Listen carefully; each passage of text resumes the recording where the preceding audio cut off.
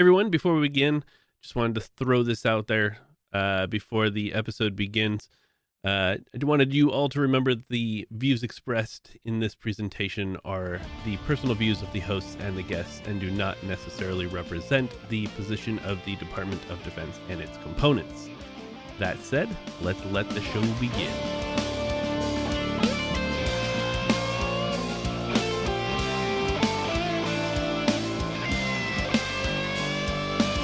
Welcome to the Air Combat Simulation Podcast, brought to you by BVR Productions.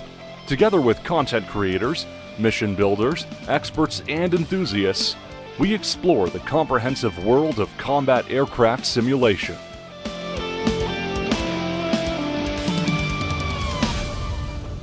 Hey everybody, welcome back to another episode of the Air Combat Sim Podcast. This is our second community takeover, and hopefully it goes well. It was an experiment last time and it worked out. Hopefully we didn't invite some troublemakers this time. We'll see. But yeah, we're going to talk about DCS. We're going to talk about probably the future of DCS and wherever the conversation takes us. So without further ado, let's introduce who we have here. We have Rob, or Goat. How you doing, Rob? Doing good. How about yourself? Doing well. What have you been up to? Anything interesting, fun? I will check and make something up that would be fun, but no, not at all.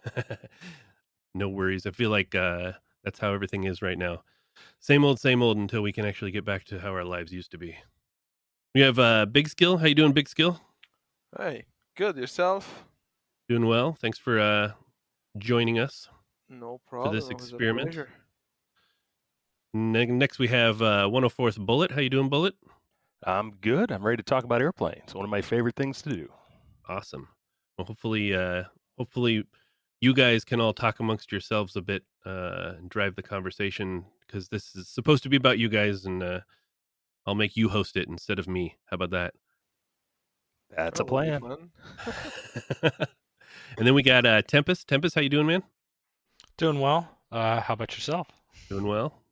Thanks for joining us. And then we have Rotorblade. How you doing, Rotorblade? I'm doing well. Thanks for having me.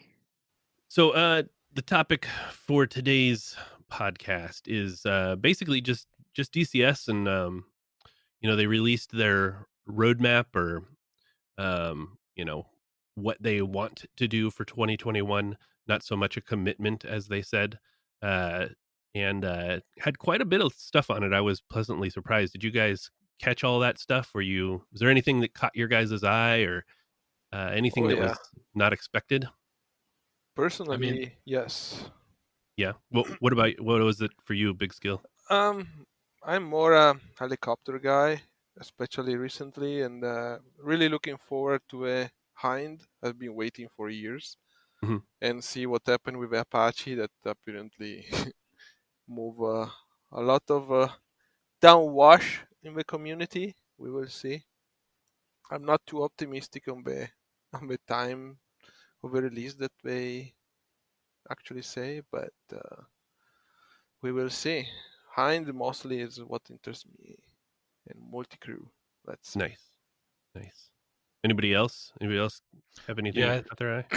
I think this Tempest here, I think the most exciting thing that I saw was the dynamic campaign. I know Jabbers, you've joined us over at the Red Storm Rising server, Mhm. the multiplayer server, and all the coding and stuff that goes in the back end and community management. Just hopefully that they make that quite a bit easier and more natural for us to do to help build the multiplayer community, because that's honestly, I think the biggest thing that's kind of fallen short here. There's a lot of missed opportunity with DCS and multiplayer. So I'm excited to see that and see some other servers start popping up as well to try to get, that real, like, you're involved in a conflict or a war, instead of just, like, not to poo-poo on Growling Sidewinder, but like COD in the air as an example. Yeah, well, I mean, like, everybody has their own play style, and there's nothing wrong with Airquake. Oh yeah, no, there's nothing wrong with it. For it. There's nothing wrong with it. It was just more like adding more depth to the Sure. multiplayer gameplay. Yeah, exactly.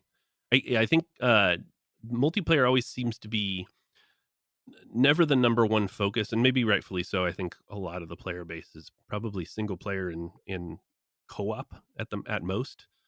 Um, but yeah, I the circles that I run in, I think everybody pretty much plays PvP multiplayer for the most part, and so that community does seem to be um, vocal. Maybe because of the way the style of the gameplay that we choose to play, but I do hope that multiplayer and the dynamic campaign is good. That would be fantastic, and not just co-op. No, agreed. And I think there's a lot of opportunity for DCS to capture some more of that. Like just with last year with Microsoft Flight Sim 2020 coming out, everyone doing a run on the market to get, HOTASes, any sort of flight stick that they can, and just getting into this crazy community that we're all a part of. Like, I've been doing flight sim since I was 5, 6. Mm-hmm. Like, and I remember, back in the day having to put in floppy disk after floppy disk to install the bloody thing and spending hours diagnosing your computer and whatnot. Just seeing, Microsoft like get people into it quickly. So I'm hoping that that DCS, and the one thing I felt was missing in the roadmap was like making it easier for people to get into. They kind of hinted at modern air combat, and I think that's their baby to try to get people that stepping stone into DCS. But I'm hoping to see more of that this year and next year.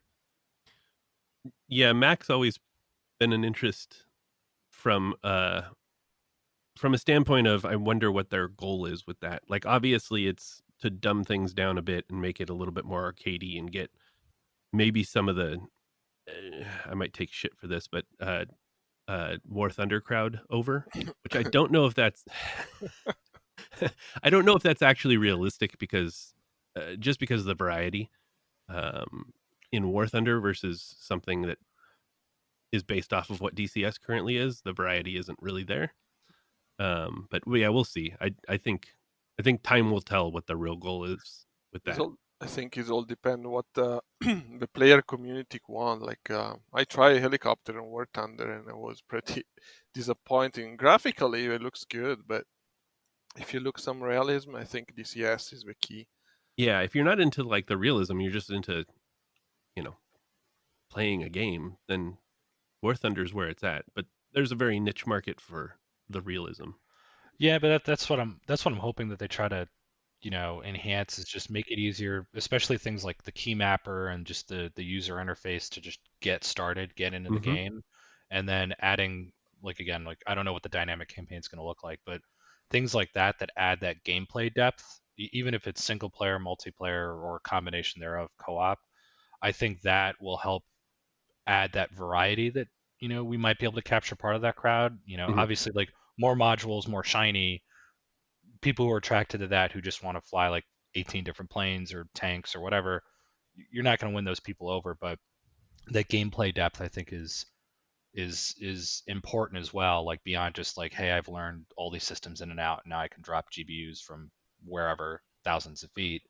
Like, oh, this actually has meaning now. Oh, I'm affecting a map while I'm doing this. Like, I think adding that is going to help bring that diversity that you're looking for. But who knows? Like, they've got a lot of work to figure out how to lower that barrier of entry.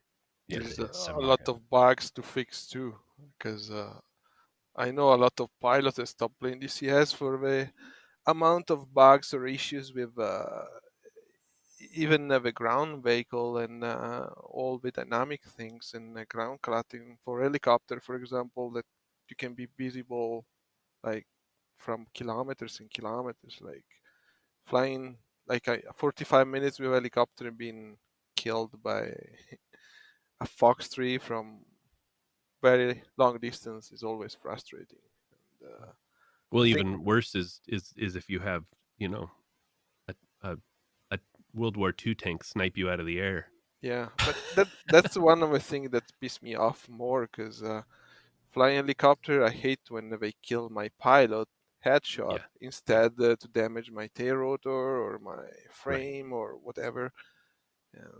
That's very disappointing. I really think and hope we should like point it out on next year, but We will see. For now, we are like oriented only on release new models. So We had a pretty interesting conversation with Casmo about simulations of helicopters in general, and I thought it was an interesting point that he made where you're literally simulating an unstable platform in a stable platform, because inherently a simulator is stable, uh, because there's non-chaotic factors that go into the flight model and everything. But in real life, you have much more chaos in that you have, air turbulence and a lot of things that simulators don't well, typically yeah, try to reproduce. I think wind is one of the biggest thing that Right. I don't know if you guys try to fly in strong wind, even in single player, is pretty disappointing. Right, right. Well, and more to my point, having a damage model that respects all of that stuff is got to be incredibly hard. And that was actually something we had discussed, that, if you take an unstable platform and make it less stable, simulating that is very, very, very hard to do. And it'll be interesting for me to see what happens when hmm ED gets their new damage model system kind of flushed out for World War II and starts porting it over to modern jets, and then hopefully one day we also see it in the helicopters. I That would th- be I really think cool. the damage model is still the one that we're using on lock-on, to be honest, because looks like pretty pretty old. Yeah, yeah. I don't think the damage model has been changed for quite a while. It kind of just has states. That personally is what I'm looking forward to, is the damage model to continue on to the rotary wing assets. Like you Are said, you? I mean, you unbalance a rotor system, you're gonna know it immediately. Yet we're taking all these rounds in the Huey or the hip or whatever it may be, and Mhm. you're like, wow, this thing's flying perfectly. Real life, not so much. Yeah, I'm assuming you're also a rotor wing kind of guy, considering your name. Yeah, actually, Okay. I fly Apaches Oh, okay. Cool. for my day job. Yeah, I'm an Apache pilot. Also was a previous UH-60 Mike Blackhawk pilot. Nice. So DCS was actually what got me started. When I found out I was going to pilot training, I was like, "Oh man, where can I learn how to fly a helicopter?" And I heard about DCS and the Huey, and that's where it started. You Oh, should that's group awesome. up with a Helgato. I've known him through a few acquaintances, so it's kind of funny. Talked to Brian through some different channels as well, so it's kind of funny to see this very niche world stay so tight in different aspects. You, Because you know what I Small find fun? world. You know what I find funny about that is the helicopter pilot guys currently active don't seem to care if anybody knows they play DCS, but the fixed wing guys do. You won't find a fixed wing guy who admits to playing DCS, even if they do, and they're currently serving, which I find is interesting. yeah, no, I don't know what that is. wind is pretty kind of neat thing, especially like on Red Storm Rising server where I mostly play. Like we have a helicopter that can sling and move stuff everywhere, and having the wind sometimes and carrying a lot of fuel, like carrying a load into the wind or stuff like that, could help quite a bit. Sometimes even with a UE, you are like flying with 10% fuel. Otherwise, you cannot lift anything. It's pretty frustrating, and it increased a lot the simulation, I think. But also for fixed wing, because sometimes in some survey you see plane taking off randomly in different runway, just discarding the wind or just not even thinking about it. It's like I'm ex. Oh, Go ahead. go ahead. Go ahead. Oh, I was gonna say I'm excited for that yaw string that they added for the Heapler added to the F-14 because I remember the first time I got into a real helicopter, it was a little Robinson R-22, so nothing like an Apache that rotor blade is over here. But first time I did my helicopter flight, and I'm like, all right, so how do we know which way we're going? And there's just a little string attached, and it's like yeah. Right. you're kind of flying crooked right now. I'm like, oh, that's high tech shit right there. Well, even R-44 has the same thing. I have a few hours on this helicopter, and but R-22 is probably the worst because the wind affect the helicopter so much. That little I just remember mosquito. to a cactus and having a sandwich. Then we went back, and I'm like, I'll stick with fixed wing for now. Auto rotation are most fun in R22. I'm really curious to see when we get the Hind, and of course later on in the future, because we're talking early block model 64, and the Hind it's just a heavy beast. Yeah. To see how it's used in game, and when people take it to Syria, and if someone throws in real world atmospherics again, if they can refine the winds and things like that, just seeing the people hitting F for respect for watching aircraft just ball up at the end of the runway because they're like, wow, it's a helicopter, I can just go right. It doesn't quite work like that.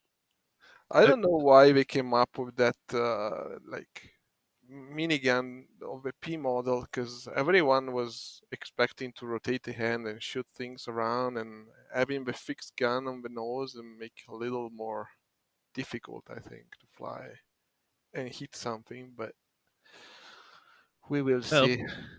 it's like that with the Mi-8 right now, right? Yeah. I Also mean, the Gazelle. everything's fixed pylons. Well, it's probably just easier for them to roll that out than a turret, so hopefully they'll come out with a turreted version later. But I mean, Rotovik, if I can ask you a question, since you're a real helo pilot, Sure. like you got into DCS. Like I remember my first module back in 2009 when it was just DCS Black Shark, and I was really impressed with just like the physics that they were able to add. Because Jabbers, you were saying like stable platform in an or unstable platform in a stable environment, but they were able to add that the rotor wash when you're hovering at low altitude and having the I forget the terms for it, but the lift being disrupted because of the wash that comes over the wings, Right, those like the vortices. VRS. Yeah, and it's just I was just always super impressed with what they were able to do because back in '09, like that was just unheard of. Like no one else did that. But did you find when you got into it that it was like pretty good, like not even close? Some damage model aside, right? Like you get shot in the rotor blade like 18 times, like that obviously should be an issue. But just normal flight, does it feel? How does it feel to you? Honestly, none of this is ever going to be perfect because this isn't all proprietary information they're getting from manufacturers or whatever it may be. This is really the best guess that everyone's taking at their flight models. But as far as the aspect, like it's really good in my opinion. There's obviously going to be inconsistencies, and as we've seen with like the Gazelle, how people have gone back and forth with that, whether the flight model's accurate or not. In the grand scheme of things, it's pretty damn good. Like I enjoy using it. I sometimes feel like DCS has a better model than some of the professional simulators that I've used in the past, where it's like, why don't we just move to something like this? But no, they did a fantastic job, and maybe an 85 to 90% solution, which might be what we have currently, is way more than appropriate for your common use crowd, in my opinion. Well, yeah, and it doesn't need to be perfect. Like again, like you said, for commercial products, and I mean, I know like the Razbam has that partnership with the ADA over in France, and they use it for training in the Mirage 2000 and whatnot. But I'm sure they're not going to always have everything 100%. But that's cool to hear that you're like, hey, it's really good because even me, with COVID, like I've been trying to fly in real life as much as possible as a hobby. And I feel like doing this and like things like IL-2 actually helps me stay proficient in just like that feel of the aircraft. So I was wondering, I'm not a helo pilot, like if they've done a relatively good job there, and it sounds like they have. Absolutely, yeah. Yeah. Like when I started using the Huey, because when I went through flight training, we learned on the TH-67A Creek, as we affectionately used to call the all-weather attack helicopter. It's a Bell 206. Um, The jet box. yeah. No, that because of the rotor system, it's that semi-rigid rotor system. It shared a lot of the characteristics that you see with the Huey. Basically, a scaled down, mechanically similar variant. So using the Huey and comparing it to what I was seeing in actually in flight, I was like, wow, this is pretty cool, and it really helped me, especially when we got into auto rotations and stuff, managing your energy, watching your rotor. It really being able to take that and take this simulation that's hey, plug and play. Okay, I paid whatever $30 for the sim. This is amazing technology. And as we're going into 2021, like hell, folks, clouds, like the clouds are about to be unbelievable. Oh Yeah. yeah, I think people I mean, given the size of the ED team, and not just sound like a diehard fanboy, because I can be critical of them too with early access and bugs, but just given the size and the foundation they've put together, like I feel like I think a lot of the community feels like really anxious and excited, which is why you get some of the negativities because they've done such a good job and it just could be so much more. Like for me, like what I'm hoping to see, like I said earlier, was just how do we get, you know, not to like sit the War Thunder crowd, right? But like how do we get more people involved? Like the guys from Microsoft Flight Simulator that love to just look at the environment. Now we've got these amazing clouds and graphics. It's like, hey, by the way, you can cruise around here and you can also, drop a Maverick on a T90. Let me show you how to do that. Let's let's do some fun stuff. Yeah, I personally think, I know a lot of ED has stated that they don't want to include civilian aircraft or some. I think there was an interview with Razbam, right, talking about they had something that was kind of their own little side project, but they weren't going to include it. If they could include more cargo variants per se of military aircraft that lead more towards that and can pull some of the flight sim crowd out, like, hey, look, it's a heavy jet, it's a military jet, but come over here, look at this. And just like you said, hey, tired of dropping cargo, drop a JDAM on someone and enjoy a new level of fun. Some Yeah, and I other think Hercules. I've heard that I'm not sure if it's a KC-10 or 135, but I heard that there's actually a group that's working on that module to have like full fidelity multi-crew for refueling. So again, like I'm not sure how accurate or true that is, but I was saying the same thing. Like you get in there and it's like, hey, you're flying, KC-135, you set up to refuel. And again, if they're able to combine that with some gameplay depth, again, for me, multiplayer is where I wanted it to be. But if it's single player too, where you're just like, hey, you do this mission, you do some fuel, dynamic campaign, you see the map move because of your activities. Like I think that could really start enticing people. That's one of the big impressive things about DCS that really drew me in is the variety. You can have everything from helo guys to ground attack to fighters to guys just flying around the carrier or just doing the sightseeing thing. The variety is just amazing. Yeah, 100%. Yeah. Sorry, guys, to interrupt. We just have Ultra with us, so we just want to say hello. Hi, Ultra. Hello. How are you doing? Welcome, Hey. Ultra. Hey, how's it going, guys? Feel free to just jump in the conversation where you find appropriate. It's just kind of this is your guys' show or episode, so. And one story about I probably shouldn't share it, but I'm going to anyway. Is transferring from DCS to real world flying. I was at work and I was on a downwind, and Captain asked, "Is the gate open?" And I could see the airport, but I couldn't see the gate. So I actually reached for the zoom switch that I use when I'm in VR to try to zoom in. And I just had to step back for a minute, like, oh, this is bad. I'm spending way too many hours in DCS. I've done that in my car. Muscle memory will get you every time, won't it? Yeah. Oh yeah. It's so in depth, so immersive. The realism is so nice in DCS. I'm continually impressed by it. I'm frustrated by things, but I am really ultimately impressed by what they've been able to do with the realism and the integration of systems and how you can work with things, with the weapons, with the sensors. It just really flexes the aviation muscles well. And then everything die when AI shot you from distance. Yeah, the AI tank guy. Yeah. A T-55. I cannot confirm or deny that I've done that too, and also like being in VR, like reaching for things in there. And I honestly like that's one of the things. Definitely not for a 2021 roadmap, but one of the things I'm really excited to see that they're starting to set up for is that Vulkan API that they mentioned.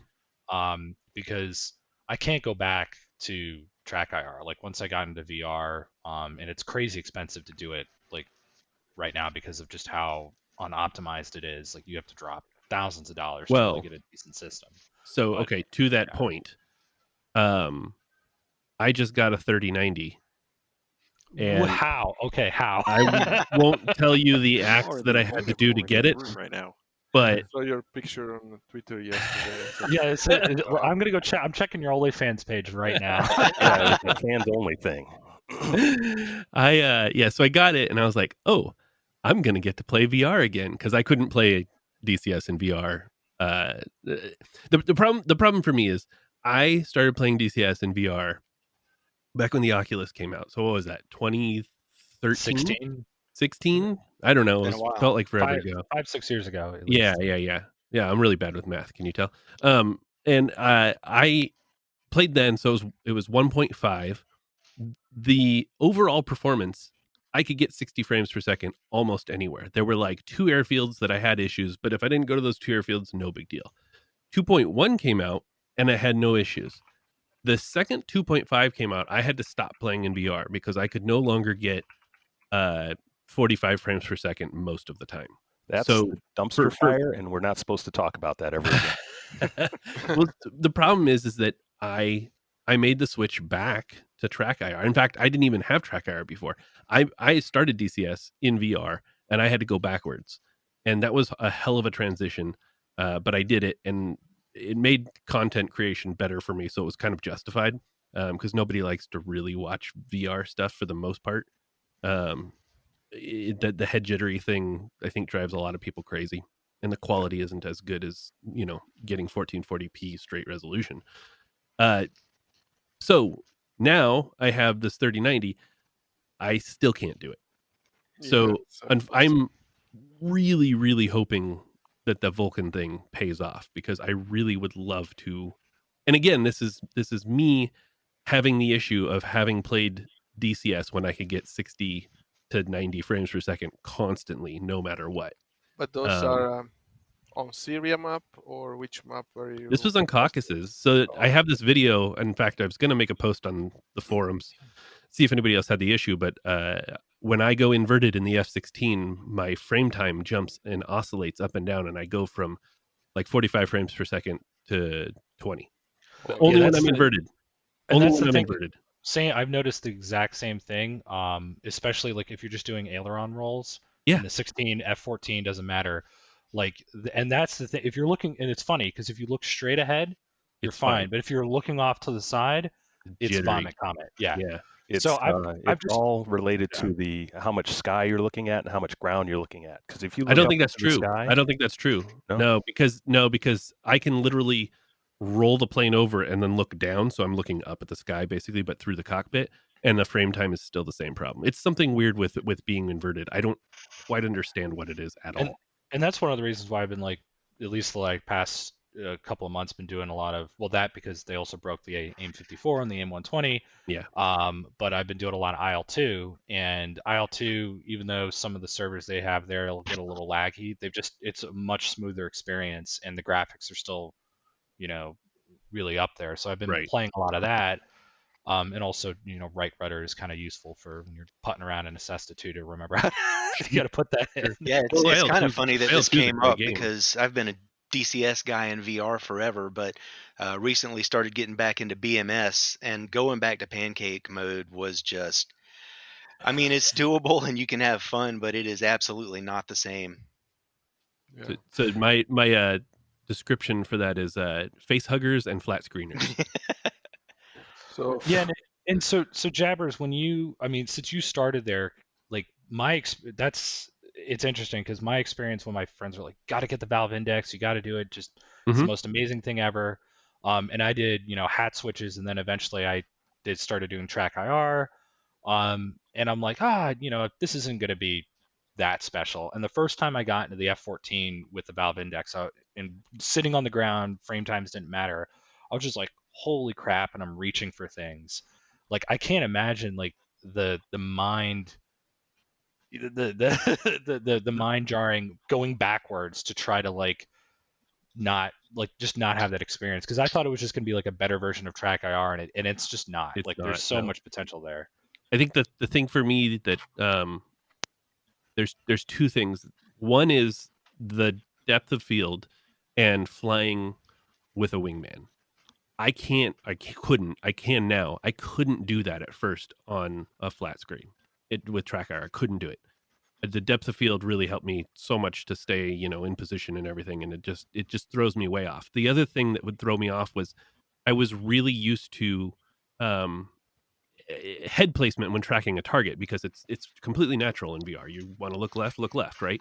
But now I'm having to deal with curves on a monitor, which, you turn your head 20 degrees and you're looking 180 degrees behind you. And then keeping track of that target while doing maneuvering, I would always slam into the ground. Oh yeah. Also, not to So- even mention air-to-air refueling, so much better in VR. Yeah, again, depth of field, Yep. right? Yeah. So much easier to fly formation, depth of field. Well, and I think You can spotting, even in DCS, it's easier in VR because I remember, like, I come from like a long background of just World War II type stuff. That was the stuff that got me going. I played a little, like, I always played any flight sim I could get my hands on. So like Jane's, USAF and Yeah. anything Jane's related. But I always found like that experience, especially like the first early multiplayer experiences, everyone spawns in, it's a big arena, and they immediately Fox 3 at everything, and whoever survives out of that then goes to guns. So I'm like, this is boring. I like guns fights. But in VR, like, and in DCS, when I'm playing on a flat panel, like when you're merging with someone, unless you have GCI telling you, oh, he's off your 2 o'clock, like I'm like, Right. I can't see him. I have no idea where he is. But in VR, I'm like, boom, he's right there, and lining up those gunshots. Like I've had people watch my stream or watch recordings, and they're like, why aren't you zooming in? Why don't you need to zoom in? I'm like, because you don't in VR. Like I'm not in a flat panel. I don't need to. Probably It's- the pixel is bigger, so you can see it better from further distance. Well, it's that, but it's also depth. So when you have depth, you can see Yeah. the line of sight rate so much better. And it Which- just which as things you know. move in relation to the background, because if it's a It's flat parallax, panel, yeah, it's parallax effect. Yep. exactly. Yep. Well, No, I totally agree. let's hope. Speaking of VR, guys, do you use the VR Kneeboard, this app?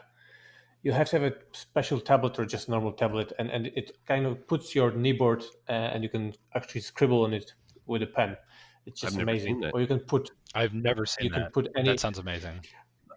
Guys, I'll send you a link and we'll put it in the notes. But it's just amazing. You have 2 kneeboards where you can upload any PDF or any JPG, PNG file you want. So you could basically upload a whole manual for a module, and you just press Shift or press a button on the tablet, and it just shows on your knee. You can zoom in and you just scroll through pages or write anything you want with your pen. It's a game That's I'll changer. tell amazing. you Oh, also, that's there's an app called That's a Scratchpad, great input. VR Scratchpad. You can pull it up in VR, and it's basically like Notepad, but in your cockpit. So if you're getting a 9-line or something like that, you can just pull it up real quick, type it in, and then you've got it for the rest of your mission. So it really helps as well. I think Yeah, it 'cause- works also for non-VR because I have a friend Yeah, using it in it the does. normal. I definitely want to check that out. Please send the link, because Baltic, I've done some of your missions, and I'm like trying to remember like what was the coordinates, and I constantly have to either pull my headset off or pause the game and go into the briefing and be like, what was the frequency? What am I supposed to be doing now? So having something like that would just be awesome. Well, just imagine when I test the missions, I do it a lot. I just refuse to do it on flat screen now, so I do it in VR. And with this tool, I can just write all the bugs. So I have like 3 pages of bugs I found. But it's just amazing. I put it here, and we'll put it in the show notes. Because that was the one thing that when I went from flat panel to VR, like I remember I got into DCS again. I'm bad at math, like you are, Jabbers. I can't remember. Several years ago. 5 buddy out of got 3 me into it. pilots. Yeah. If it doesn't revolve around 1 in 60, you can't do it. Exactly. Well, I mean, I'm a math major too, so it's like that's really bad. That's why I started my own business, so I don't have to. I don't have to do the work anymore. So, but I used to like have a actual scratch pad, and I'd write down all the coordinates and then plug it into the INS for the Mirage, and then be like, okay, here's where I'm going to go. And in multiplayer servers like DDCS or RSR, where you can't, in some of them, I think RSR you can see yourself on the map now, but where you couldn't, like, all right, I need to use my actual navigation tools here. And then I go into VR and I'm like, this is just such a massive pain in the butt. I have to look at the map, pull my pull my headset off, write it down, and then of course, like you said, if you're doing content creation, if you're constantly pulling your headset up, it's vomit inducing. so Yeah, I think for me, the content creation thing really made me push back out of VR the most, I think. And then having the frame issues kind of sealed the deal for me. Well, Talking about someone mentioned performance. the Valve Index as being fantastic. What is the latest in terms of the VR gear that's out there? I just got the G2 last week and just been messing with it for a week now. So that is near the top of the list, I would say. Lucky. Yeah, So I think the G2 is the highest res right now, right? Yeah, I just got the G2 as well. It is the highest res, and it actually runs relatively smoothly because you're not with the index. You have to turn up the super sampling, Yep. do the multiplier with The pixel density. the pixel density. Yeah, you don't have to touch it in the G2. The field of view is a little bit more narrow, which is honestly like I feel like a detriment when you're doing IL2 because you just want to be able to see more. But for DCS, like I would have to zoom in to read my radar on the F16, and you just don't have to do it. Like you can read everything. It's super clear. But again, from a content creator standpoint, Steam totally screwed over everyone back in March because unless you're running a Valve Index, you cannot stream or record or do anything with any other headset using Steam VR, and because it What, only renders every other frame, and so it but just looks but you awful. have the desktop mirror from DCS itself. You could create No, from it doesn't. It does no because they broke that too. Because you have to use Windows Mixed Reality, and then you pull up the mirror, and the second you load any game, it only renders every other frame, and it does the same for the OpenVR API. And they broke it. They recognized they broke it. They said they're not going to fix it anytime soon. Back in December, so it's really disappointing. Since there's still the G2 uses the index lenses, so I was just like, I don't understand why you guys would cripple it. It's wild. Yeah. So I stopped using it. It's amazing though. If you don't want to content create, like you want to fly DCS, that's the best headset out there by far. Like 100% get that. I think if you do want to content create, one of the best ways to go right now is Oculus, because they just added what's the name for it? I'm gonna forget it now. Quest? Motion smoothing. It doesn't matter what headset. Their mirror that you can bring up for Oculus will do motion smoothing now, and so you lose the head jitter. Buddy of mine, Tuvas, in the community, put out. Yeah, he put out a video showing it before and after in the F14, and it just looks like track IR versus VR. It's amazing. I'll have to check that out. Yeah, I'll just try to stream it through Oculus.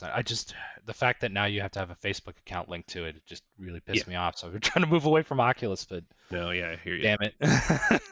Now I have to look at it. Yeah, I'll send you the command to bring it up if you want to try it. Just hit me up about it later. Yeah, definitely. So let's change gears a little bit and talk about clouds. Everybody likes clouds. Yeah, it's gonna improve the performance quite a bit, hopefully. You think it'll improve it, or you think it'll get worse? No, I think I am pessimistic, to be honest, because I don't think they're gonna make it better. But I'm open to see new improvement, because with Syria Map, from my point of view, like I have an average computer, and like frame rate is pretty low on Syria mostly, and I can't imagine with a new clouds what could be. So Syria is an interesting map to me, because no matter what you put in your settings for render distance, it's hard coded to render a certain distance. That map in general, which I find interesting. So you can't actually fix that map's performance with settings unless you reduce shadows and you reduce the texture size for the track. Yeah, I put the texture on low for Syria Map when I play there, because otherwise I'm running around 25 FPS, and I have a 1070 Ti. I don't have a super uber computer, and I play in 1080p, but it's like frustrating. I mean, I'll be honest, when it comes to the clouds, the looks is one thing, but what I really hope they get right is the multiplayer sync, so that, if one person's in a cloud, everybody's in a cloud. Yep. They said that it syncs online. That was one of their quote unquote bullet points, something they stated. In fact, I have it up right here. It says the new clouds will block visual and optical sensor line of sight and be synchronized online. So that's actually really good news. Yes, it is. But are we going to release like a 2.7, I think, like a new technical technically a new version of DCS, so hopefully also performance gonna be a little smoother, because like you said, you invested probably quite a bit of money on a 3090, and you wanna Sure, to me yeah. at I least mean, I didn't get it for something. DCS, but yeah, of course, I play DCS a lot, and it would be nice and not have to have everybody on one. Got that for Firefighter Simulator, didn't you? But I got it for Firefighter Simulator, yeah. Yeah, that's what I figured. And Tarkov, so we can watch Sturman just put the bullet through his face in You know, slow mo.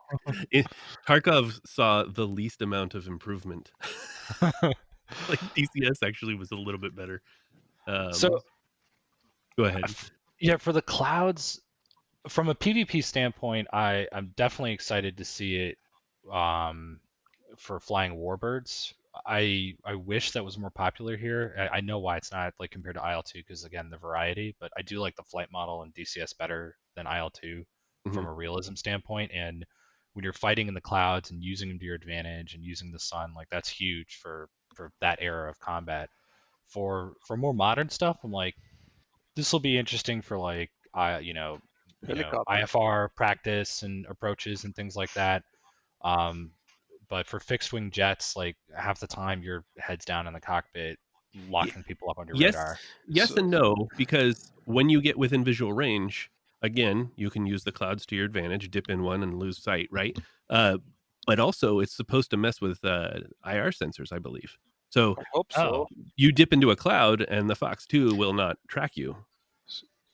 This will be a very big and interesting thing to see, along with their FLIR improvements that they're talking about. So right now we have a very gamey FLIR picture when we're talking about using the Lightning pod, especially. Like it can, not that clouds don't block it already, but it'll be interesting to see the dynamic and, like, oh, hey, what kind of moisture levels are we looking at? Are we actually going to be able to see? Are we going to see it slowly fuzz up, or is it just going to be like, boom, up, you hit a certain, predefined level of code in the game, now you can't see through it? Whereas in real life, that FLIR picture, depending on the moisture, first you might be able to break through it a little bit. Okay, it's getting a little weird, and then okay, now you can't see through it. Interesting. So the AWACS probably will affect that too. So you don't see helicopter flying in hovering at 1 meter from the ground anymore. Maybe, hopefully. I don't know. It's going to be interesting. My biggest question is, we're talking about, again, blocking sensor line of sight, whatever it may be. I know that was kind of keyed in on with the jamming stuff that's coming up with the Hornet. My true question is, how is that going to tie in with, like, legacy lock-on aircraft like the F-15, where it's still got a super gamey radar, super gamey jammer, everything else, where it's like, okay, cool, I'm in the F-16, the F-14, the F 18, these very high fidelity aircraft that clearly have had their systems worked on a lot, and now you're at a major crutch because, hey, look at that, an FC-3 aircraft just came by and saw you where you couldn't see him, even though, Yeah, and that's such a great point you bring up, because that's, like, one of the things that I like, if I was a game developer working on this, like, how do you balance that ease of access versus that realism? And in particular, like, the way I always thought of it is, like, if you pay to get FC3 or Mac or whatever it is, and you get a bunch of these low fidelity modules, like, if you take the time as an individual to buy, like, the F-16 and learn it, like, you should be at an advantage versus, like, an F-15. Even if the F-15's radar should be technically better, like, they should, I feel like they should nerf it a bit in these circumstances, so that you're not penalized for learning and maximizing the use of these systems that, honestly, like, even with Chuck's guides, takes, like, several hours for you to, like, get a good handle on. Oh yeah, and maybe ED has already been forward thinking in that, and we have a surprise coming for us in that sense. But I have a strange feeling that only a select few aircraft are going to be affected by this I anomaly. doubt, yeah. I'm And over then, your side. And that's the kind of stuff that, like, in the PvE environment, it's like, hey, it's immersive, it's great, like, and that's what I'm worried about too. Like, I agree with you, Rotor, that, like, in the PvP they'll add something like that, and then it's like, oh, well, why even fly the 16 now? You just fly the 15 because it can see through all the clouds. Like, the 16's going to get spoofed. That always gets back to the thing that I always really dislike about PvP and online competition, and not, this isn't a DCS thing, this is just in general. is people end up playing the meta game. They're like, okay, well, I'm going to data mine all this stuff. We're going to figure out what works best. And then that's only the thing we're going to use from now on because it's the best and it gives me the best kill to death ratio or That's the whatever World their of goal Warcraft is. point of view.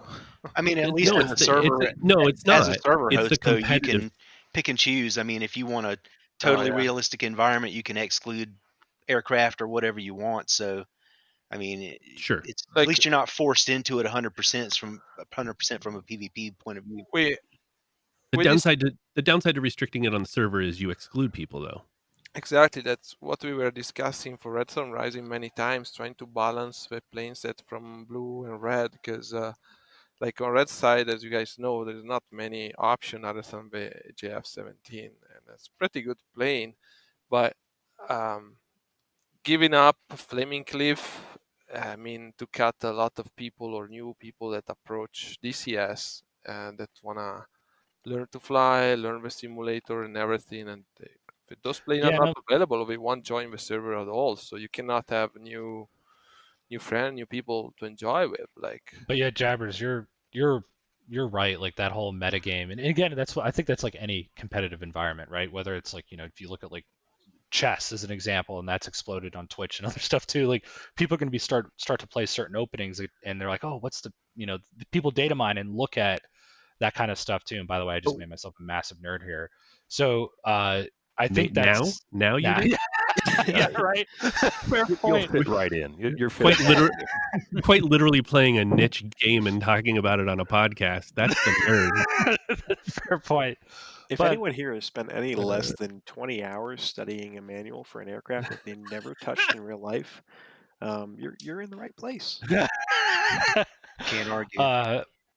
But I think that's where like what I'm thinking about is like if you try to drive the meta to the full fidelity modules. So like that's what I'm hoping ED like recognizes and thinks about, because they like if you want FC3 to be easy to get into, but not the meta. Like it should never be the meta. And so if you've got to nerf the radar, they're already not accurate anyway. It's just, hey, this is just getting your foot in the door. By the way, now go buy the F-18, F-16, JF-17, whatever it is. Otherwise, it's just going to be like you said, like it's like, oh, well, the clouds ruin it, so fly the 15 all day. And you're like, ugh.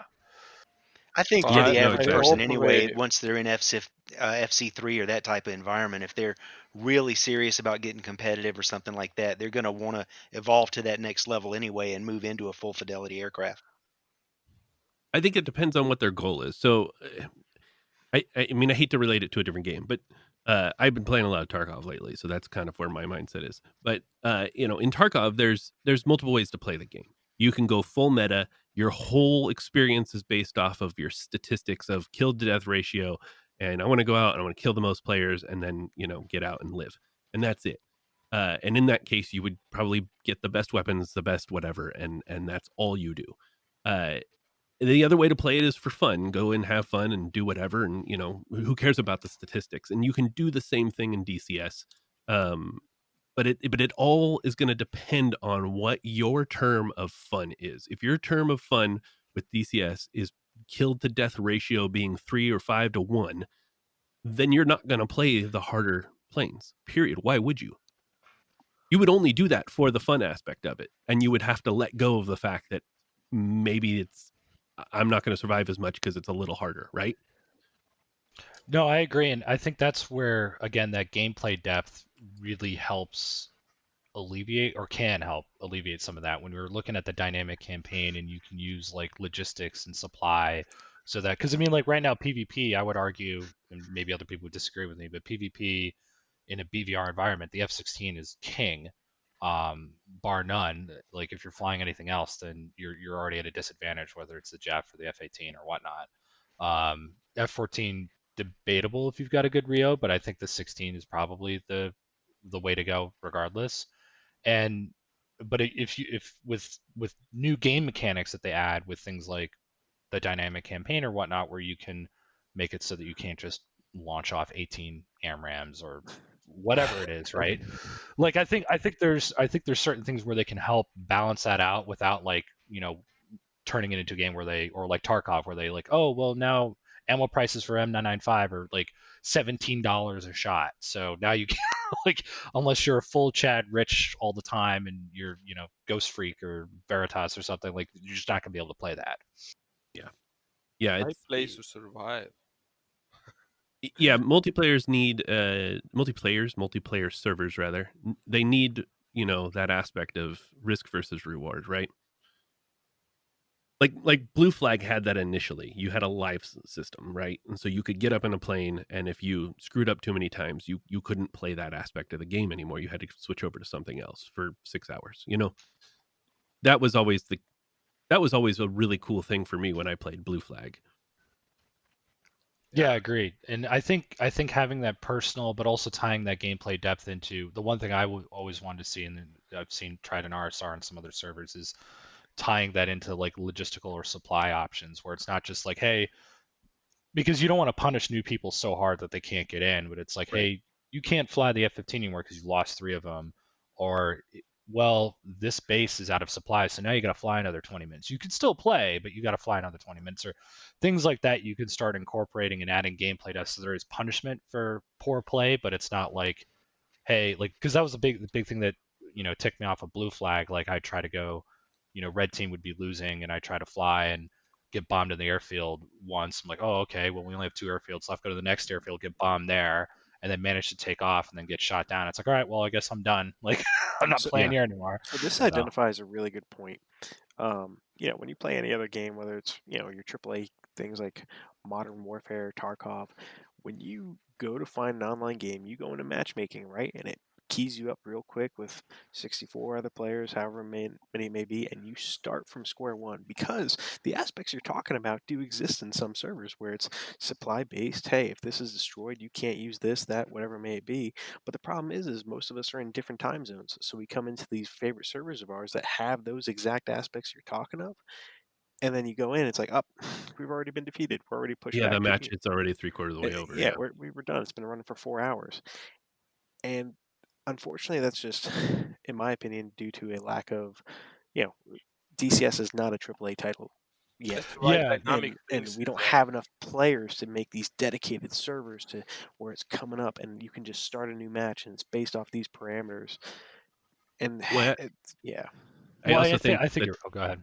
I also think that the time aspect is a problem there. You're literally fighting a war versus most other games would be a match. Like even squad. How long does a squad match usually take? Oh, at Couple least an hours. hour. part of At the Yeah, a couple least. hours. But like DCS can go on for if you're playing on a map.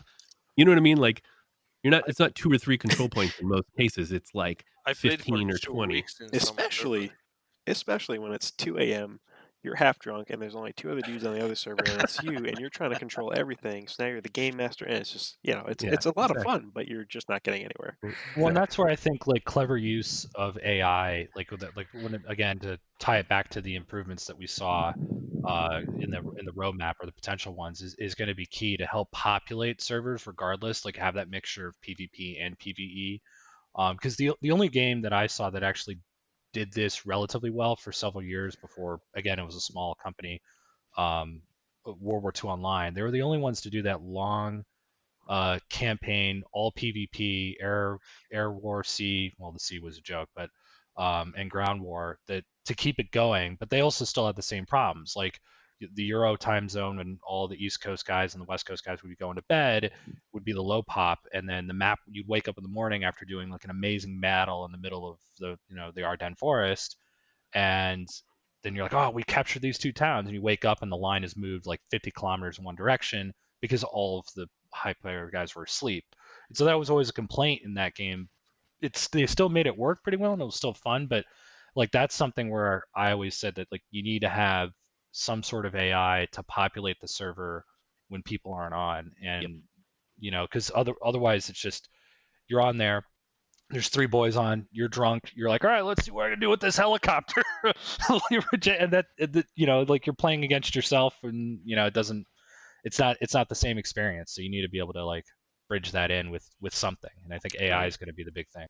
A lot of this it boils down, everything we're talking about is mission editing and that mission editor. And I really hope that they put some time in here in the near future and make that a lot more user friendly and there's a lot of flexibility, but it's very, very hard to dig through it and understand how to make it work right.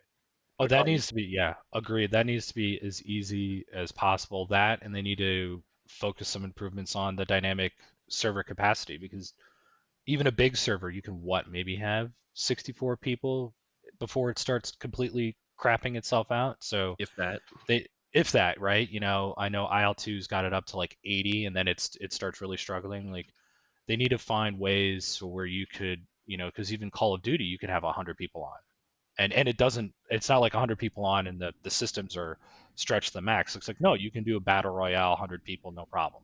And so they need to start hitting those triple digit numbers, more often. It Yeah, probably so will dynamic come with campaign dynamic is what I'm campaign. really. Yeah. Oh, sorry, go ahead. No, sorry. I was saying that's probably will come with a dynamic campaign. Hopefully, if they are good. Yeah, exactly. Dynamic campaign will hopefully answer and satisfy a lot of these challenges that we constantly have. I don't mean to go backwards in our conversation here, but we were talking about the clouds before we kind of segued into a whole lot of this. That's how important the clouds are. Yeah. Well, the one thing I'd like to see with it, and I know they've hinted on it, is that, okay, of course, we're getting these initial clouds, but the weather systems and the dynamic weather that's going to come with that, how we were talking about winds, because let's say you're flying the Caucasus, right, and you're flying around, in the mission editor, which, again, we've just been talking about how kind of pain in the butt that can be.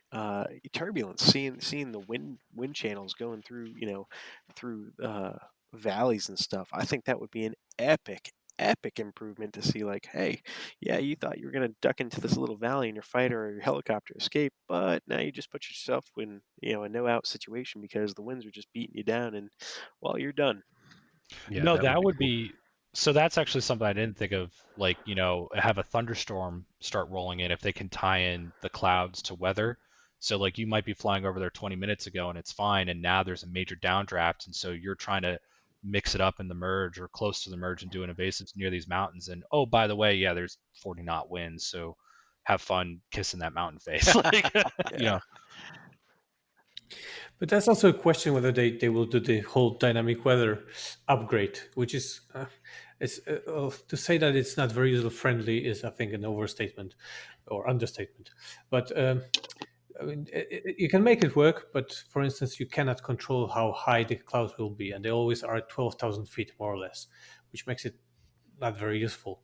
So clouds is one thing, but how you can control the whole system is another. Yeah. Let me ask this, and Baltic, you're probably the guy to answer this. What happens, or what do you expect to happen, or have you even thought about this? How are your campaigns that you've already created going to be affected by all this new weather?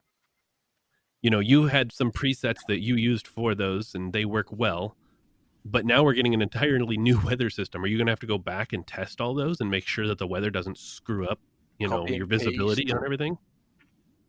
Of course, that AI damage modeling, all that. Oh, look at the super carrier. When you get the handlers, I mean, the whole Raven 1 will be completely screwed probably in the beginning, so I have to revisit all the missions and update them. But that's like just part of the whole thing, so I got used to it. And I have to say that ED, they're quite helpful with getting those things sorted out. So it's going to be fine. That's good. That's really cool to hear, actually. So speaking of, since Baltic's here, I think it would, I know we've talked a lot of PvP, and that's where my head is mostly at, but to talk about some of the PvE stuff, because I do love your missions, not just to talk you up. Like, everyone listen to podcasts, buy Baltic stuff. It's great. But one thing, are you excited for the new ATC improvements? Because I think that for the PvE crowd and also for the PvP crowd, just mission immersion, is that stupid F10 menu that was just absolute trash. Like, does anyone have any hope that that's going to be like really good, or anyone else excited about that? Or for you, Baltic, for your missions, like, is that going to help add a lot of immersion? I'd say yes and no. I mean, when you look at a super carrier, it's super good that you have it. You have the LSO, you have the Marshal, and all that stuff, and it saves a lot of headache to having to do it manually.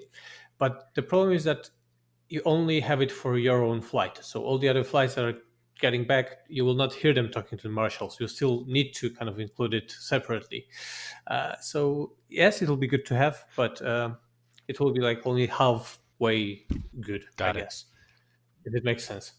I really hope they're able to do something with it, because especially having started with BMS again, like I said, about a month ago, and seeing even as limited as it is what it can do with air traffic control, I would love to see more of that in DCS.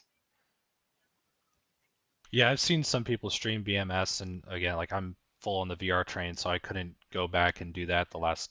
Like I had Falcon 3.0 growing up, so I never got Falcon 4. But just listening what they do with that air traffic control is like that's just awesome. Like it's just, and especially if you were to tie in voice attack, like the immersion level just goes through the roof with that. But I think there'll be other things as well. I guess they'll add a lot of new call signs to AI flights and to players' flights that will be specific to different modules or airplane types.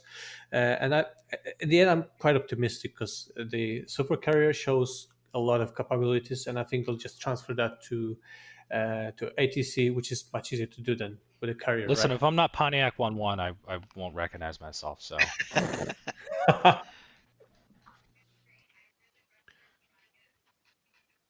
All right. Well, you guys have anything else you think you want to discuss or talk about, or How your, interesting is the F-15 gonna be on release? Ralph, Oh, are you the- talking about the Razbam one? Yeah. Maybe let me jump here because I think I have most information on that. okay. In a sense. So I think they're learning a lot in the Harrier now. They're adding a lot of stuff to the Harrier info they get from SMEs, and that will then it's almost the same in the F-15. I mean, it works very similarly, so it will save them a lot of time when they switch to the F-15.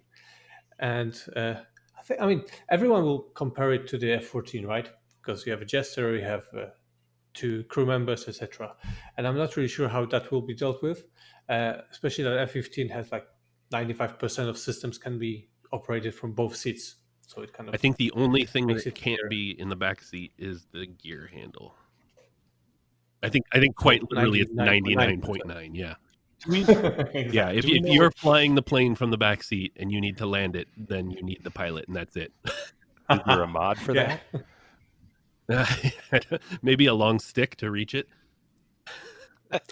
Yeah.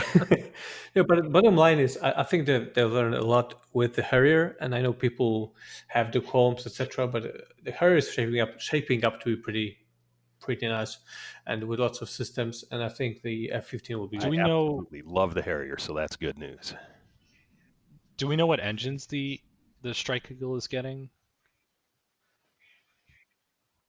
I'm not sure. I'd have to check, but I can do it right now. But I can get back to you. Yeah, later. no, because depending on those, like I think it's because a lot of people, I think it's going to be interesting to see how that affects the PvP environment, because if it's got the more powerful engines, like that's going to give the F-16s a run for the money in terms of lofting those Fox 3s at long range. Like it'll be interesting to see how it actually flies when we get our hands on it compared to the Charlie FC3 one that we have. It's gonna So- take a lot of time before we finish the Strike Eagle, I think, because I think the interview with Razvan, he mentioned that they are well behind or something like that, if I'm not mistaken. Well, I mean, what they're doing, they want to finish the Harrier, haha, and I think, as I said, lots of systems are pretty similar, so it will be easier for them to move on, and it won't take that much time, I think, to get it to a flyable state. So, question about this is ignorance on my part. I don't know much about the E. Is the E that much different? Like systems aside, but just the plane itself, is it that much different from the C? It has the conformal fuel tanks permanently on, so it has a lot more internal fuel. It has more weight because of the increased systems. So Okay. the dogfighting performance isn't going to be as good as the C model. But that said, what about the BVR performance? I'm assuming that would be comparable. I imagine it will be. Yeah. Interesting. If you played my Red Flag campaign, there was a whole discussion about it between the pilots who would have known. Oh, okay. Jabbers. Yeah, Jabbers. If you Sorry. played it. I don't play many single player things. Sorry.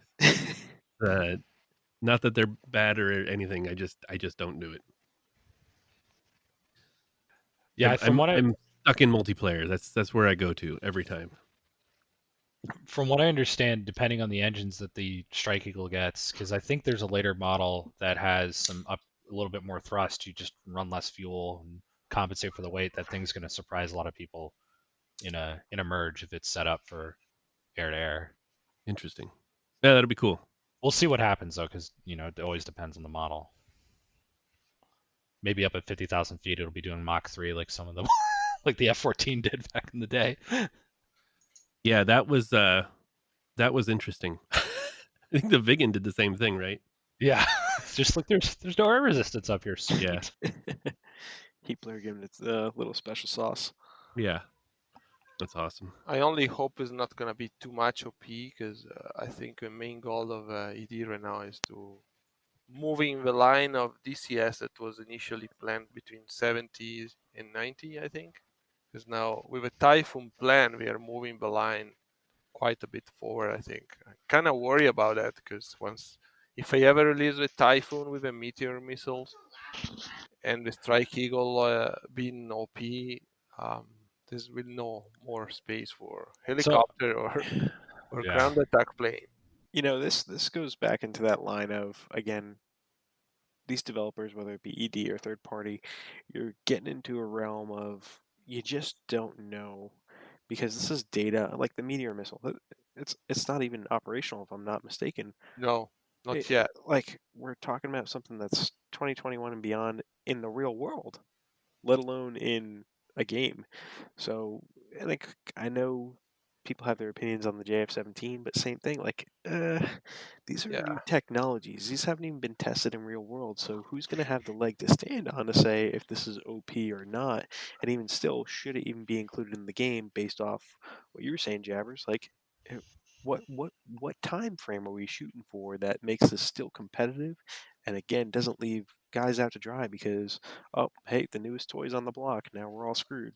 I think I agree with you 100%, Rotor. Like, this is why I was like, dude, you should end it early Cold War. Like, I don't even think Charlie AMRAAM should be in there. It should all be Bravos, and end it right at the Iraq War, because then at least that stuff, like, we can get some information on. But once you start getting into, like, 2000s, it's just I will stop on the so 2000, to be honest, because I think that's, for me, the most interesting era. My dream is to see the Tornado. The Tornado will be a very interesting module, but I don't know if there is much interest for that module. There's a ton of interest for the Tornado for sure. Oh yes, every European that plays DCS says that. Yeah, what was that? What was the company that made that? I had that Tornado sim way back. I can't remember, the Digital Interactive or something like that. So But might be it's always Italy, a foreign boast, because we still use it like in a seed mission. It's still operational for seed. It's actually pretty efficient, and they develop their own system. I think Germany still has some in their reserves. I don't know if it fully retired, or if it did, it was just like last year or something. I think we retired last year, yeah, but yeah, I think they and did. also UK, I think we retired them. I think it's only Italy and Saudi Arabia still flying some Tornado. Well, actually, I got one question related to the updates here, because they've announced a couple of new maps like Marianas, and then you've got Razbam working on their Argentinian Falklands map. I love to see the new areas, but I think one of the big kick in the pants that we have, unlike, for example, to bring in another flight sim like IL-2, where you pretty much get the map for free along with a whole bunch of modules, is having to spend $30 to $50 or $60 on just a map in an area is just, I feel like such a paywall to put up in front of it. Like, I'm excited to see it, but I'd rather see this stuff free, or at least $10, but not fucking sorry. Not 45. I mean, depend also the change of it. For me, Canadian dollar is a kick, because like spending above $50 for a map is kind of ridiculous. I mean, the map is awesome. Like Syria is gorgeous, but is it really so worth it, that money? Like, I mean, it's like I want to see the like because again, I'm in software development for business side stuff. So, but I get like all the effort that must go into that development, especially their artwork. So I want to see them get paid for it. But it's like if you don't have it, you're just oh well, this server's running it. Like you just excluded like everyone. So everyone always plays Caucasus, which I think is the least pretty map out there right now. And not that there's anything wrong with it, but it's just like I don't know. I feel like there's got to be a better business model. You have 7 people in here talking about DCS. You're going to get 7 different answers to each of these, and that's the great thing. Everybody's got their spot that they enjoy. I think we are just running the World of Warcraft way, where there is a new set release where everyone will be hyped playing that map for like 2 months, and then it's gonna die slowly. Syria actually is doing pretty good, but even the performance problems, Syria does pretty good. I must say it improved a It's little. gorgeous. But it's an amazing map. I think it all depends on the maps that you get. Like, imagine getting Vietnam, which is not in the pipeline, but I assume lots of people would fly there, and it would be popular for lots of mission makers. I mean, you have a UAE, so why not? Exactly. But then, if you do the Vietnam map, you need the Phantom. You have a 5, okay, but you need the F100. We have some MiGs already, but will be awesome. I'm up for Vietnam too. I will pay for Vietnam map, but my point is, what terabyte of SSD we are gonna have in 10 years if we don't release a new game on the meantime? Because I have to buy 1 terabyte dedicated to DCS because I didn't have much space anymore. Yeah, I mean, games in general are getting that way. Like, I mean, look at Call of Duty. Call of Duty is 300 gigs now. Like, just in general, artwork is becoming very large, and that. But guys, if you're building missions, and so I also have access to the beta testing version of the DCS, where I can test things before they are released to check if the missions work, and that's full worth of the normal DCS install the second time. There's also the third branch, which is even like more in development, which you can install. So there's like 3 DCSs. So I have lots of space used. I mean, we're all beta testers though. Like, who plays the stable version? Yeah, exactly. Like, that was when I first got into DCS. That blew my mind. I'm like, wait, every multiplayer version is on the beta? What? I don't know. Confused. About the Marianas, personally, I'm not too hyped because in the end, I think it's just a bunch of water texture with few islands and but it's free. But it's free, and that's a good thing. But I think it's more for a World War II environment than modern combat. But that's what they're pushing to anyway. Or at least that's what they've been alluding to. I mean, why put so much work into a World War II damage model if they're not going to continue it? Especially the Corsair. I mean, the Corsairs in work. Both of them, both the Jet and the F4U, are both in the pipeline by. I can't remember who's doing it. Leatherneck, right? Leatherneck's doing the Corsair and the Crusader, the F8. But I think it's Flying Iron Simulations. They just announced. Yeah, that's right. The A7 or another update on the A7 today. If you guys haven't seen that yet. Which is I'm super stoked for both the A7 and the F8 and the F4U. I mean, I really want to see DCS continue to expand more in the World War II arena because I feel even though that clickable cockpit thing, like whenever I play IL-2, I have to remember where all the stupid key maps are to change your prop pitch and do all this other stuff and manage your governor. Where, if you have a clickable cockpit, the planes aren't complicated, especially like German ones. It's like there's 2 switches you got to hit. Now I'm like, all right, what was it? Was it Control S or left Control Y or whatever it is? You're like, you don't fly Mi-8, right? No. Okay. So many. Yeah, I do miss the clickable stuff whenever I try IL-2. I'm like, how do you start the engine? Oh, it's just 1 button. Oh, okay. Yeah, it's one button, but then it's like they've got that whole engine management where it's like you can only run it for 30-ish minutes or whatnot. Like, it just takes a lot of the soul out of some of that type of flying, I feel like, and it's just I don't know. And again, I still think DCS has got a superior flight model, in my opinion. I mean, even if you look at the gameplay aspects of those in comparison, like IL-2 is about the fighting, whereas DCS is about the simulation, more so in the sense that, you know, they want to simulate everything, where IL-2 is we want to simulate the war, not so much. Exactly. But I think there should be with the device in line, like for World War II, IL-2, for modern combat, DCS. I think. Yeah, but I mean, ED is going to do what ED is going to do.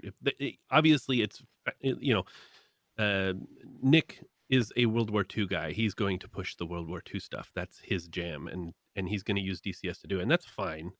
You know, if they want to do it, then no big deal. There's still a fan base out there. Obviously, people are buying this stuff, so they wouldn't do it at all. I'm one of those. I've bought all the World War II stuff because I love it. Final countdown movie. That's all we need to do. I've switched my mindset to not buying early access anything, so I don't have everything anymore, whereas I used to, and I still will once it's out of early access. I don't mind paying the price for these things because of all the effort that's going into it. But so my no mindset Apache for you? is, what's that? No Apache for you? I think next month they're gonna release. It's gonna depend on how good it is. Like, you know, if it's like the F-16 was on launch, no. But once it's good and actually usable and most of the stuff's there, then I might jump into the early access thing. I don't have enough time to deal with the negative training aspect of it. That's my only gripe. So no, you know, I agree. That's why I stayed away from the F-16 for over pretty much a year because of just what that launch was. Like Heapler's early access, I watched your videos and I was like, I cannot wait for this F-14 because it was pretty much done. So that's a little different. But some of the stuff spoiled me. That spoiled me. That should be the like, way no to joke. do the modules, I think, not like other combat. I think it's a financial decision in the end, you know. Yeah, ED has to pay bills. ED has to pay their employees. So they're going to do what they need to do to make sure that continues to happen. And that's fine. But it's still our decision to support that model or not. And how long it took for the Harrier to be operational and mostly complete? Like 5 years? Yeah, probably. Look at the Mirage 2000. How many overhauls that's gone through? I think the but like Tomcat took 8, right? didn't it? If I remember Cobra, there was an interview like they spent like 2 to 3 years and then they had to go back and start from scratch and then it was another 4.5 years. I mean, imagine that, like you're like me as a small business owner, right? Like you're working and not getting paid. So like this is a side job for 4 to 7 years for these small developers. And ED's a little bit bigger, but they're under the same pressure. You're just not getting paid for 7 years, and then you release it and you hope to God that people buy it. So like I get like, hey, do we support early access or not? But I don't fault them or think they're jerks for doing it because it's like you got to make the money come in somehow, and that's where the whole game industry is going with the you know microtransactions and all that other crap because they just got to keep the money train coming in so they can pay the artists and the developers. Yeah, totally agree. And I think that the hard part for them is you got to basically walk the line of how low is the early access bar going to be set for us on every release, right? And I think with the F-16 they lowered the bar as low as they could go and realized that was too low, and they regretted it, and I'm pretty sure they're not going to do that again. Yeah, the fact that you couldn't lowered the bar and they hit the dirt. Dude, when it came out, I stopped playing DCS because every PvP server had it, and I'm like, the only way you can kill this thing is with a Phoenix because it has no damage model. Are you kidding me? Or pilot snipe, yeah. Or pilot snipe them with a gun. I'm like, this is, and I'm like, but all the servers had to have it because if they didn't, then they'd lose half their population. And I'm just like, right, this is just unacceptable. Like I'm like, this just ruined the game for months. Like I couldn't play. Didn't they decide like a standard for a module release? That I remember the MiG-15, I think, had some issue. They told Rasman, no, just wait to release it. It's not good enough or something like that last year. Or I'm mistaken. I don't know. I haven't been following. I jumped off I fully jumped off the early access train as much as possible just to was a MiG-19, keep my own hype down. Not MiG. Oh, the MiG-19? Yeah, I'm with you guys on the F-16. I didn't really like its rollout at all, but with the Hornet, at least, I felt like it gave maybe people that don't have quite as much time to devote to learning it, you know, a little more time to learn the systems as they came out. And that's the best part about early access is you're given limited systems and limited abilities, and you go, okay, I can get as efficient as possible in these because this is all I have. And then the next 2 weeks go by. Here's a new one. Okay, cool. I got a couple more weeks before the next one comes out, and that's great because it kind of restricts the amount of information is in your Right, face. because You somebody don't get gets an completely 800-page saturated. manual at launch, you're going to limit a lot of people. And That's kind of a double-edged sword, though, that's- when you think about it, because you're learning these systems as they come out, but there's a lot of shortcuts that are taken to make other systems integrate with something else on the that's the aircraft. negative training And then aspect. boom, look what happened when the TGP started changing over and everything else, and now you got new HOTAS commands. Even going back to the A10 when they updated to the A10, whatever they wanted to call it, tank killer, everything changed. Everything changed, and now if you are that new guy, like, yeah, I'm learning, going up the slope, boop, you just got dropped off the edge of the cliff. Yeah, that was the thing with Mirage. I think is the good example for me because that was my first module getting back into the jets with this stuff and learned the Mirage, and then Razbam took it over, partnered with the ADA, and everything changed. All the commands changed. Like I can't remember how to fire the stupid magic missiles anymore. Well, the RWR changed. That The was a big one. RWR changed now too, so it's like all the stuff you used to know that was like muscle memory is now gone, and it's like that negative training, which is the frustrating thing. Like if they do it where it's like the Tomcat came out, and they had to do some little tweaks because like this wasn't quite right, so I had to fix it. But for the most part, it was additive. So you're always learning the next new thing, and I'm totally fine with that with early access. It's we put in something for the gun sight. It's actually not going to be this, but we just needed to push this out quickly, so that we just hacked our way around it. Oh my That's God, the I stuff forgot the can't gun sight. handle. Yeah, exactly. Like that's the stuff that you're just like, don't do that. Yeah, Just that don't was do it. that was awful. Yeah. I will All say right. too. Oh, I'm sorry. No, go ahead. I Sorry. was just gonna say, coming up with we're talking alphas and just my own experience with the 64 coming out. I'm very, very interested to see how many keybinds and everything else that people are going to need for their HOTAS, because there's the front and back seat, right? Well, front and back seat share the same flight controls, but then the front seat, when you're doing targeting, you have the TDAC, which is where all your switches are for the TADs for targeting and everything else. There are so many switches and buttons and combinations to do. I don't really know how they're going to do it. You think it's going to be much worse than the A10? Yeah. Oh yeah, 100%. What's the what? 100%. Sorry? Than the A10? Oh.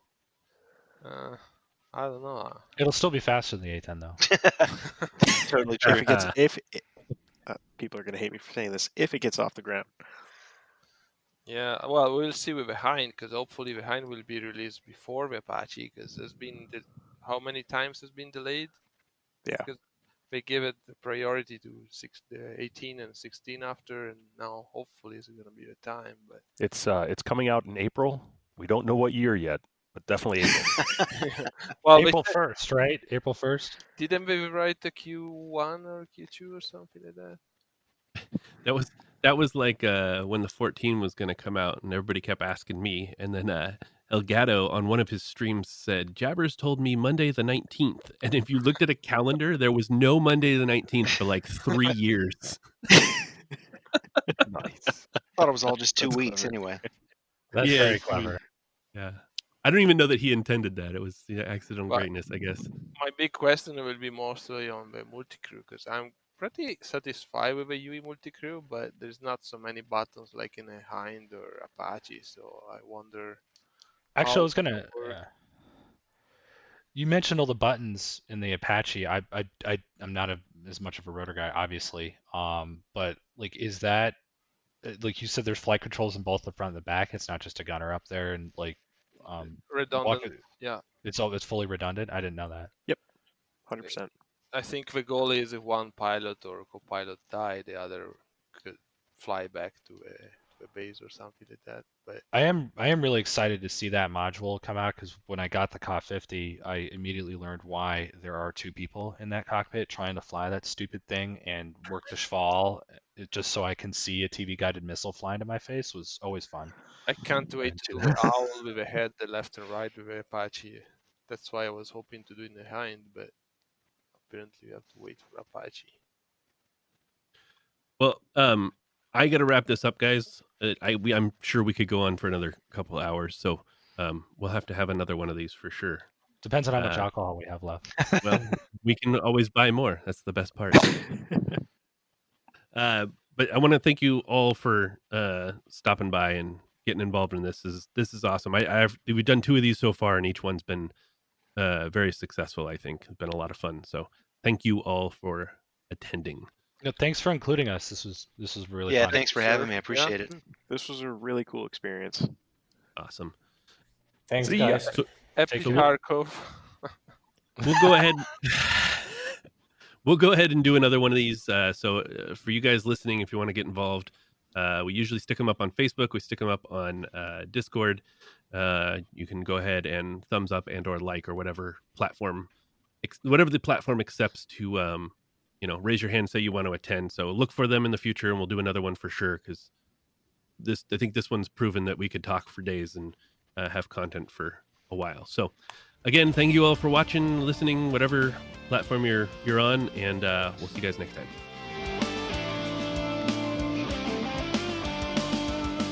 Thanks for listening to Air Combat Sim. Don't forget to subscribe or tell a friend about it. You have a question, idea for an episode, or a special guest you'd like us to invite? Feel free to reach out on Facebook, Discord, or via email. Air Combat Sim was brought to you by BVR Productions.